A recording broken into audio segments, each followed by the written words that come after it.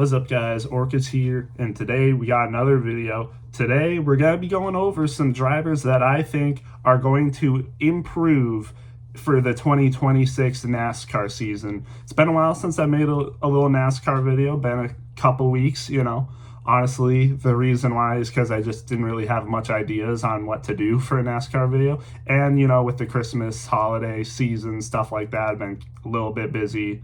But, finally got time to sit down, think of a video to make for NASCAR. And yeah, today we're going to be going over some drivers that I think are going to improve from their 2025 season to the 2026 season. And it's a wide variety of drivers. Some of them might have already been pretty good this year or for the 2025 season. Some of them might have already been pretty good. Some of them might have been okay. And some of them might have just been kind of bad, to be honest. It's a wide variety. It's not just drivers that were terrible. Some of the drivers already kind of had decent seasons, but maybe were a little bit lower expectations. Maybe, they were good at some parts, but not good at other parts. But with that being said, let's just get right into it. So the first driver that I think is going to have a big improvement this year is John Hunter Nemechek. Might be a hot take, honestly, but I saw some promise in John Hunter Nemechek, from his Southern 500 finish where he got a top 5 first race of the playoffs, and he was riding up there with Eric Jones, could have been in contention for the win. So had a top 5 in that race. He did only have 2 top 5s for the year, though. Only 2 top 5s, one of them being the Southern 500. Also had 8 top 10s, not bad. But I think I saw some promise from John Hunter Nemechek. It was a struggle. It was a struggle first season back. I'm pretty sure 2024, it was not that great. I think he finished second to last in full season points. But he went from second to last in full season points. I think, he was either 34th or 35th in full season points, only behind one or two other people. And he definitely improved. I mean, from 34th or 35th to 25th in points, really good. And honestly, I could have had Eric Jones up here too, because I think Legacy is making improvements.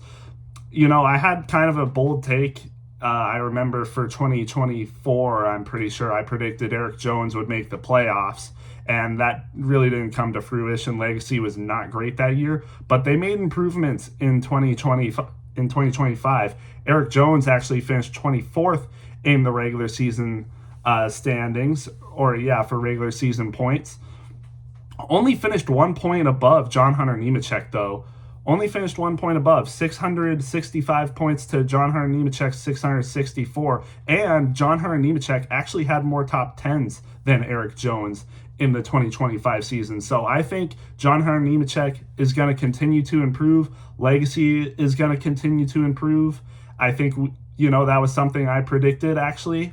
I think a lot of people were high on Legacy. It wasn't a good 2024, but they definitely picked it up in 2025 to a lot of people's delight, and I think they're going to continue to do the same thing. I picked John Hunter Nemechek to improve, but I also think Eric Jones could improve. I just picked John Hunter Nemechek over him because I didn't want to have 2 Legacy drivers.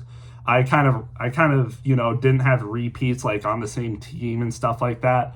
So next, another driver that I think is going to improve is actually Carson Hocevar, who finished 23rd in the standings. So only 2 spots higher than John Hunter Nemechek, believe it or not. But he definitely showed flashes of really good potential. I mean, only 2 top 5s, but man, if not for some equipment and mechanical failures, that number could have been higher. It could have been 5+ top 10s on the year.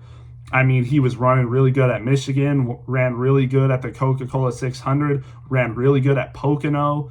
The TNT stretch of race, it was either the Prime, I can't remember. It was either the Prime or TNT stretch of races. I think it was Prime that had those races. So during the Prime races, Hocevar showed a lot of potential, and even some other races too. I mean, beginning of the season, Atlanta, if the caution didn't fly or it flew at a different time, Hocevar could have won that race. He was 3 wide with Kyle Larson and Christopher Bell, 2 of the best in the business for crying out loud. And when he was running those races like the Coca-Cola 600, running up there with the best of the business, Denny Hamlin, William Byron, Ross Chastain, I mean, he was looking really good. I think he did have a little bit of a fall off. I think at one point he was top 20 in points and then fell down to 23rd. But still, the stats don't do what he was doing justice, I think. Again, only 2 top 5s, but that number definitely could have been higher. Only 9 top 10s. So kind of similar numbers to John Hunter Nemechek with top 5s and top 10s. But I think he showed a lot of promise this year. Definitely led more laps, actually, than John Hunter Nemechek now that I'm looking at it. But, he's looking pretty good, I think. So I definitely look for Carson Hocevar to improve next year. He might even get a win. I think he is a rising star in this series. I mean, if you guys saw the Rising documentary series from NASCAR on YouTube, and I think they've been airing episodes on cable as well. Hocevar, I think he has what it takes. I really do. I think he has what it takes, and I definitely look for him to improve next year with a rising Spire Motorsports team, mind you. I definitely look for him to improve, and I definitely think Spire is going to continue to grow into a really good team. They have a lot of backing. They have a lot of funding behind them. I think they're going to be good. I think they're going to improve with that team. He's going to improve with that team. And then another driver that I think is going to improve is Chris Buescher, and might be a little bit of a shock. He finished 17th in the points, was the first person out of the playoffs by the standings anyway. Finished 17th, and then Josh Berry 16th because he made the playoffs. But, I mean, if you look at this, I mean, Chris Buescher, if we didn't have the playoff format that we have, if we had perhaps maybe the chase format even, and especially a full season points format, Chris Buescher would have finished above 15th in points for sure. I think without this format, he would have finished like top 12 in points, actually. Chris Buescher was really good this year, just unfortunately didn't get any wins. But Chris Buescher, five top 5s, definitely pretty decent. 16 top 10s, though. 16. That is up there with people like William Byron and Joey Logano, and even people like Tyler Reddick, Bubba Wallace, Alex Bowman, and like not very far off of like the best of the best. Like 16 top 10s, that is definitely really good. The only people, well, there's a lot of people that have more, but the 16 top 10s, the people that finished with the highest top 10s were Kyle Larson and Christopher Bell, and they had 22 top 10s. So to only be 6 top 10s away from the best of the best, only 6 top 10s away from the person that won the championship this year, definitely not bad. It was definitely a solid season. He just didn't make the playoffs. And, it was unfortunately he didn't get a win either. Didn't make the playoffs and didn't get a win. Just unfortunate there for him, but I think he's going to have a bounce back year. We don't know what the playoff format's going to be. We don't know what they're going to do.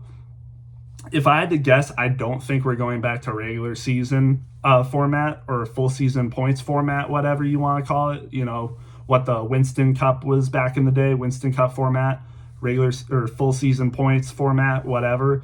I think we're going to stay with some sort of playoff format, whether it's the chase format that we had back in the day after the Winston Cup format, or whether we get a modified playoff format where it's not like where we don't have things like one regular season or one race championship, might be a 3-race championship, for Final Four people. We don't know what's going to happen. But whatever it is, I think Chris Buescher is going to improve this year. I think whatever format is in place, he's going to make it.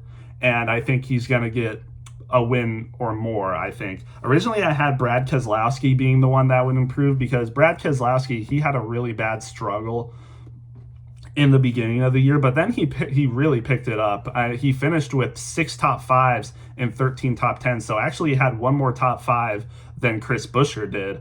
He really picked it up in the year, but I just wanted to go with Chris Buescher because I think he definitely is someone that's going to make the playoffs. I could have picked Brad, but I don't think Brad might not make the playoffs. Whatever the format is, I don't think he's going to do as good as Chris Buescher. So that's why I picked Chris Buescher over him. But Brad definitely, he picked it up later in the year, and I think Brad will definitely, I think he definitely can improve as well. But I just picked Chris, jeez.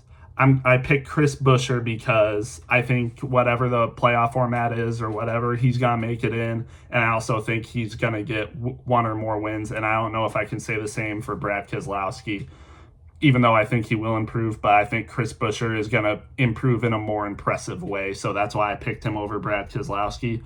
Again, I think Buescher is going to have an improvement year for sure. Yeah, he's going to remind people why he got 3 wins in 2023. And yeah, he's going to do better.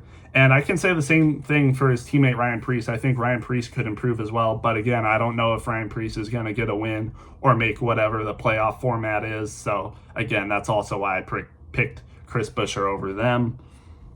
And then I kind of did break my own rule, like I said. I kind of didn't want like repeat teammates and stuff. But with Hocevar's teammate, I have Daniel Suarez. So Daniel Suarez was in Trackhouse last year. We all know what happened. Got kicked out of his ride. Connor Zilic is taking his place. SVG is staying with the team. And we didn't know what was going to happen with Daniel Suarez. But fortunately, he found a home in Spire Motorsports. And he's going to be teammates with Carson Hocevar, who I already mentioned, and Michael McDowell. So that's going to be it's going to be an interesting trio, that's for sure. And like I said, I kind of said the same things, Spire Motorsports, I think they're a growing industry. They're a growing team. They have a lot of funding. They have a lot of people backing them. Hocevar, up and coming rising star. He's already had 2 seasons in the Cup Series, but I think this 3rd season for him is going to do really well. But Daniel Suarez, I think this is what Daniel Suarez needed. He needed something like this to happen to him, getting cut off from Trackhouse, the team he started with Trackhouse. When Trackhouse formed, he was like their driver. He was their starter. He was the guy behind the team, basically. And now he's kind of gone, But I think he's going to have a pickup year. And, you can't really blame Trackhouse for letting him go because Daniel Suarez finished 29th in points, which is definitely not great. I mean, it's the worst year I think he's had with Trackhouse, if I'm not mistaken. It just wasn't great. He did have some good, finishes, almost won the Coke Zero Sugar 400 at the end of the year or regular season, finished with 2 top 5s and 7 top 10s. So kind of similar numbers to John Hunter Nemechek and Hocevar, just a little bit less top 10s than both of them. But there was some races where he was showing promise, I think he still got it. I think Suarez still has what it takes to be a Cup Series driver. And, moving to Spire Motorsports, that might be exactly what he needs. And I think he is going to improve. He might not make the playoffs, whatever the format is. He might not get a win, but I think he's going to improve. I think his numbers are going to improve this year. I think he'll probably finish above 25th in points, if I had to guess. And he might even be in contention for some wins. And who knows, maybe he will get a win. I mean, we saw him do it in 2024 at Atlanta in amazing fashion. He almost won the Coke Zero Sugar 400. He could sneak a win at another drafting track, or he could just get a nice win at a normal race. It was in the beginning of the year as well, I remember. I think it was the Las Vegas race. He was running really well. I think he ended up finishing like 2nd or 3rd in that race. Josh Berry ended up winning that race, but I think Suarez was right behind him.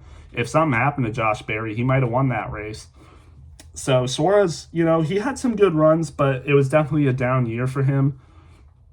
And obviously that's why he's not going to be with Trackhouse anymore.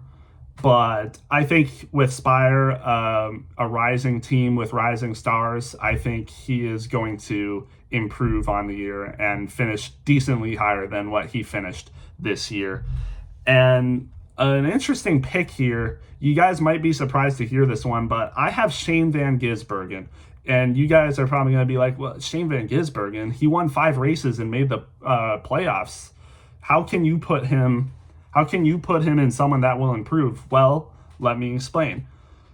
And hot take, I don't know if he's going to win as much road course races as he did in 2025. He might win less road course races. I mean, 5 wins on road courses, that's just basically unheard of almost, especially in the modern era.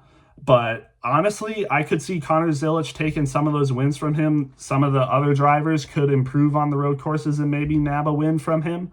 So I think he might get less road course wins, but I think overall he's going to improve on the ovals. I think he will. And we kind of saw flashes of that. All of his top fives did come on road courses, which were his wins, obviously, but he had 7 top 10s. So that means there were 2 races besides those that he had top 10s in.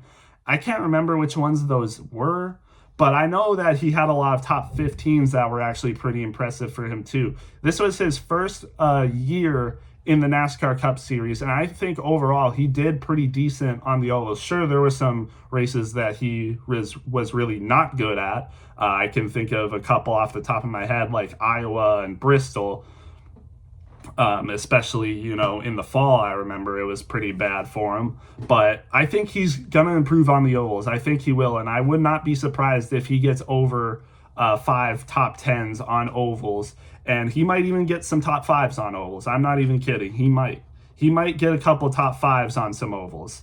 They might be drafting tracks, mind you, but I could see it happening. I think Shane Van Gisbergen is going to improve on the ovals and overall just improve as a NASCAR Cup Series driver. I think he's still going to get, a couple to a few wins on the road courses, maybe 2, maybe 3. I don't think it's going to be 5 like he did in 2025 because, like I said, I think Connor Zilic might take some of those, or some other drivers might just, catch up to him.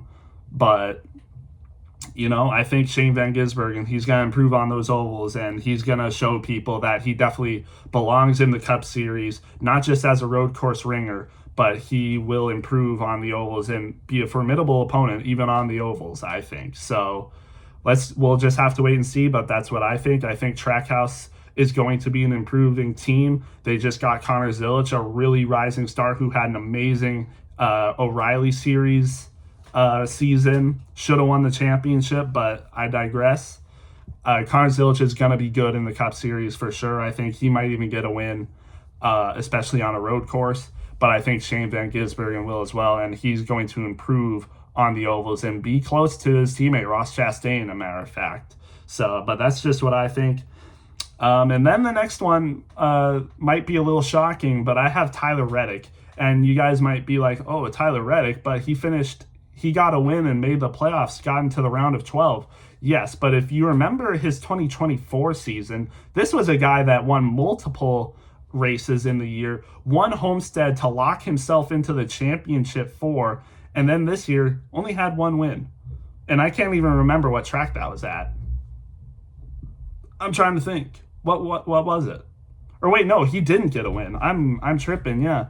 Tyler Reddick did not even get a win. He made the round of 12, but he didn't even get a win on the season. Finished with 14 top 10s, only 7 top 5s though, which is kind of low for people in the playoffs that made a deep run. Joey Logano also had 7 top 5s, but there's a significant amount of people that had more top 5s than him. I mean, Chase Elliott, Ryan Blaney, Christopher Bell, William Byron, Chase Briscoe, Denny Hamlin, and Kyle Larson all had more top 5 finishes than Tyler Reddick by a decent amount. All of the people that I just listed had 4 or more top 5 finishes than Tyler Reddick. So he was definitely not as good as he was last year, and definitely wasn't a finalist to get into the round of 4, the championship 4, and again, didn't even make the round of 8.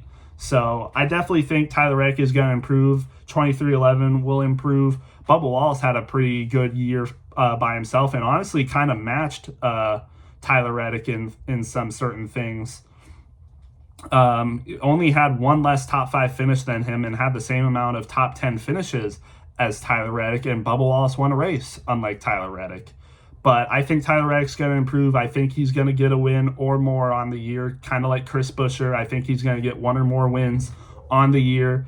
I think I think he could make the round of 8. He might not make the round of 8, but I think his statistics are going to improve. I think he will get more top 10 finishes on the year. I think that's realistic for Tyler Reddick. I think he's going to get more top 10 finishes on the year, maybe even more top 5 finishes on the year. And I think he's going to get 1 or more wins on the year. Might even make the round of 8 like he did the previous year. And, he made the championship for the previous year. But I think he's going to do better this year than he did in 2025. Perhaps make it past the round of 12, but I think he should get 1 or more wins, and he should improve his top 5 and top 10 performances. Only led 169 laps, too. Bubba Wallace led, more than half the laps that Tyler Reddick had. Yeah, Bubba Wallace, 378 laps led to Tyler Reddick's 169. So that's definitely pretty interesting. Definitely not a whole ton of laps led for Tyler Reddick either. But we'll see. Maybe he can improve. If I'm not mistaken, didn't Hocevar even have more laps led? 122? No, he didn't. But only by 40-something laps did Tyler Reddick beat even Hocevar, which is actually kind of crazy. But there are more outliers in terms of laps led. So maybe you can't count that completely. I don't know. But again, I think, even with a team that did pretty good this year in 2311, both their drivers, Riley Herbst, and you kind of forget he's on the team, but two of their better drivers like Tyler Reddick and Bubba Wallace, they're OG drivers basically that have been on the team for a couple of years or more. They did pretty good. And I think, with what's happened with 2311, the whole lawsuit thing that happened, I didn't make a video on that. Maybe I should have. But, with 2311 winning the lawsuit, getting, more benefits and things that they wanted, settling on a negotiation or, a settlement with NASCAR, definitely they have more advantages, more, pieces of the pie, more things at stake for them. I think they're going to improve year over year. As a whole, 2311 will. I think Tyler Reddick is going to improve. Bubba Wallace might stay around the same, I think. Bubba Wallace might stay around the same, but I think Tyler Reddick is definitely going to improve on this year. But that's just what I think. Those are 6 of the drivers that I think are going to have improvement years. And there are more drivers that I think that will have improvement years. Like I already said, like Eric Jones could have an improvement year. Some other people I think that could have improvement years just briefly. I think Zane Smith, some of the front row guys could have improvement years, like Noah Gragson finished 34th in points. Oof. I don't know how it could get much worse than him. I think he should definitely improve a little bit. I think Zane Smith could improve, maybe even Todd Gilliland, AJ Allmendinger. I think Ricky Stenhouse could improve. Finished 30th in points, by the way. Ricky Stenhouse, what happened? He was actually pretty decent for a couple of years earlier. I think in 2023 he had the Daytona 500 win, and then 2024 I think he actually had a pretty decent year overall. Don't think he made the playoffs of that year, but he ended up winning a race. But yeah, Ricky Stenhouse, it was an off year. It was definitely not a great year for him. I think he can improve, but again, like I said, there's a lot of people that I think could have improvement years. Those are just the main 6 that I listed. But yeah, let me know what you guys thought. Who do you guys think will improve? And yeah, I don't know if you noticed, but I kind of have a different camera angle. I have a shorter chair that I'm on. Maybe you noticed that, maybe you didn't, but yeah, I have a shorter chair. So also let me know if this is a better angle or if you like the other angle better. But yeah, let me know your thoughts, and I'll see you guys in the next one.